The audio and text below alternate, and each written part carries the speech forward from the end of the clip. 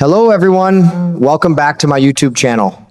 Thank you so much for joining me today because we have some very exciting General Hospital news to talk about, and it's definitely worth the wait. Oh, let me tell you something, my friends. I've been tuning into General Hospital for more years than I care to count, and every time I think the show can't pull me in any deeper, it goes and does just that. You know how it is when you're settled in your favorite chair after supper, maybe with a cup of hot coffee or a cold glass of sweet tea, and those familiar faces from Port Charles fill up the screen. It feels like catching up with old neighbors you've known half your life. Well, the latest twists with Jason Morgan have got this old heart of mine beating a little faster, I'll tell you that much. Steve Burton brings that man to life in a way that just sticks with you, and right now, the way things are unfolding, it's got me smiling, worrying, and cheering all at the same time. I remember the first time Jason really grabbed hold of me. He's always been that strong, steady type, the kind of fellow who doesn't say a whole lot, but would walk through fire for the people he cares about. Quiet strength, the kind that makes you proud just watching. And now here we are with the poor guy hauled off by the WSB, that big shot international spy outfit, thinking he's the one who put a bullet in director Ross Cullum.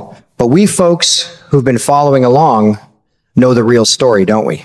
It wasn't Jason at all. Little Rocco Falconeri, that sweet boy, is the one who pulled the trigger. Jason stepped right up and took the blame, quick as you please, to shield that child from any fallout. That's pure Jason Morgan for you. He's got a heart bigger than Texas, always putting family first, even when it costs him everything. What really twists the knife, though, is how that sneaky Cullum played everybody. Working hand in hand with Jen Sidwell on some leftover scheme from Cesar Faison's old playbook, the WSB didn't have the first clue. They just saw Jason standing there with the gun and figured he was the villain of the piece. Last time we saw him on screen, they whisked him away to some secret spot nobody knows about, all because of that mix-up with the double agent shooting. Now they've got him tucked away in a high-security facility, clear over in Jakarta, Indonesia, that big, bustling city halfway around the world. Jack Brennan even mentioned it plain as day. I can just picture Jason sitting in that cell, those sharp eyes of his staring at the walls, turning over every angle in that calm, determined way he has. Future looks mighty shaky for him right now, with the whole agency breathing down his neck. But here's what keeps this old man hopeful. Jason's one of the greatest heroes this show has ever given us. He's pulled off the impossible more times than I can count, and something tells me he's not about to stay locked up forever.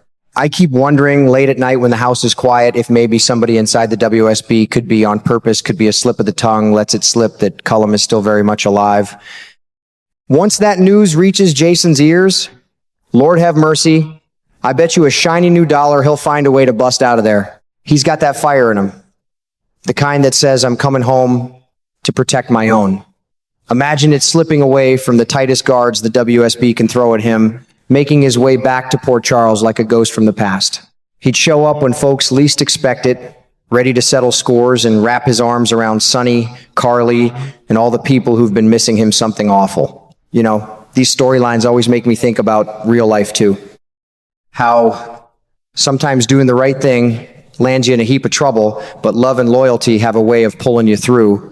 Jason taking that fall for Rocco reminds me of the quiet sacrifices we all make for family, the ones nobody sees but that mean the world. It's the kind of thing that tugs at your heartstrings, especially when you've lived long enough to know how precious those bonds are. I swear, if Jason does break free and comes storming back to take down Cullum once and for all, I'll be right here on my couch, hollering at the TV like he's one of my own boys. The writers sure know how to keep us on the edge of our seats, don't they?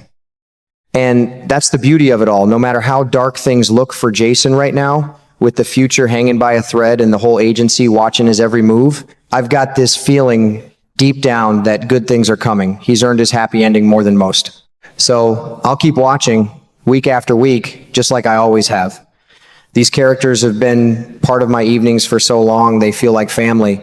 If you're sitting there feeling the same way, wondering what Jason will do next, well, you're not alone, friend. We'll find out together, and I bet it's going to be one heck of a ride. God bless those folks in Port Charles. They sure do keep life interesting around here. I've been following this show longer than some folks have been married, and right now, with everything happening to Jason Morgan, my old heart is just aching and hoping all at once. Poor Jason. On top of everything else weighing on him in that secret WSB lockup over in Jakarta, I know he's got to be worrying himself sick about his boy Danny Morgan. That young fella's already got enough on his plate, And now, because everybody thinks Jason shot director Ross Cullum, Danny could end up right in the crosshairs of some nasty revenge. It just tugs at you, doesn't it? A father locked away halfway around the world knowing his son might pay the price for something he didn't even do. And that's not all. Jason's probably lying awake thinking about Britt Westbourne too. He left Port Charles believing Cullum was good and dead, but now that we know the man's still breathing, everything's changed. Britt could be in real danger, and Jason's the kind of man who'd move heaven and earth to keep the people he cares about safe. I've heard what some of the other characters are saying, Jocelyn Jacks, Valentine Cassadine, and even Jack Brennan, all talking like the chances of seeing Jason again are slimmer than a whistle in a hurricane. They make it sound like he's gone for good, tucked away where nobody can reach him. But come on now, we've been watching long enough to know better, haven't we? Jason Morgan isn't the type to stay locked up forever. He's Sonny Corinthos' right-hand man, for goodness sake, the guy who's gotten out of tighter spots than most of us have ever seen. Steve Bird himself has promised he's coming back full-time this summer, and I can't tell you how happy that makes me. Port Charles just isn't the same without him. I keep picturing it in my mind that escape from the WSB facility isn't going to be some complicated, fancy affair. The writers on this show are smart as whips. They'll weave it together nice and believable, even if it stretches things a little. One minute Jason's behind bars, the next he's slipping away like smoke. Just like Valentine did, he'll go underground for a while, staying quiet and careful until the moment's right. And when he finally steps foot back in Port Charles, Lord, it'll be something to see. He won't come back empty-handed either. While Britt, Joss, Brennan, Lucas Jones, Carly Spencer, and the rest are working hard to prove Cullum's a double agent and expose all his dirty dealings, I've got this feeling Jason's going to be the one who finishes the job. He'll show up at just the right time, take care of Cullum once and for all, and stand tall as the hero again. That's what he does. That's who he is. You know, these storylines always hit me right in the chest because they remind me of real life. How a good man will carry the weight of the world on his shoulders to protect his family. Jason taking the blame for little Rocco, worrying about Danny, thinking about Britt. It shows the kind of quiet strength that makes you proud. Even when the future looked darker than a storm cloud, he kept doing what he thought was right. And now, with his return coming closer every week, I can feel the excitement building. Pretty soon, that loyal soldier of Port Charles is going to ride back into town and set things straight. He'll protect his loved ones, settle the scores that need settling, and remind us all why we've loved him for so many years. I'll be right here in my chair, same as always, cheering him on like he was one of my own.